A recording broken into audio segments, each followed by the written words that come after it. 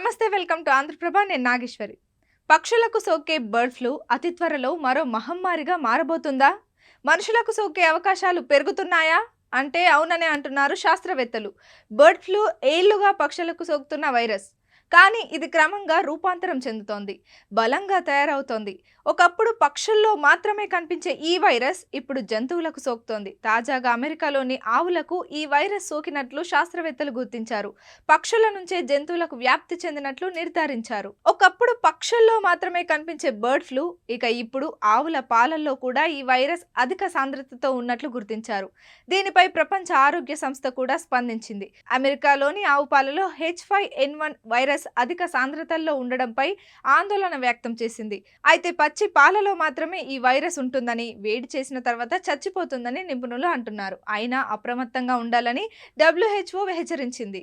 అమెరికాలోని ఆవులు, గేదెల్లో bird flu వేగంగా విస్తరిస్తోంది. ఇప్పటి వరకు 6 రాష్ట్రాల్లో కనీసం 13 మందలకు ప్రభావితం చేసింది. Texas, Kansas, Michigan, New Mexico, Idaho, Ohio, North Carolina, South డకోటాలోని ఆవు పాలలో బర్డ్ ఫ్లూ వైరస్ ఉన్నట్లు శాస్త్రవేత్తలు గుర్తించారని WHO తెలిపింది. ఇది పక్షుల నుంచి ఆవుకు, తర్వాత ఆవు నుంచి ఆవులకు వ్యాపిస్తోందని వెల్లడించింది.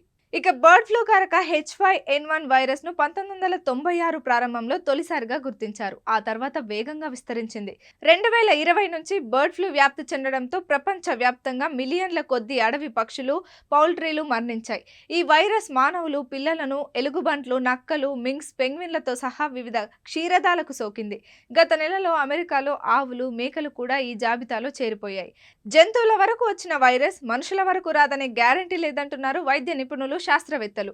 వైరస్ రూపాంతరం చెంది బలంగా తయారైతే భవిష్యత్తులో మానవాళికి ముప్పు తప్పదని హెచ్చరిస్తున్నారు. ఒకరికి సోకితే మనిషి నుంచి మనిషికి వేగంగా వ్యాప్తి చెందుతుందని ఆందోళన వ్యక్తం చేస్తున్నారు.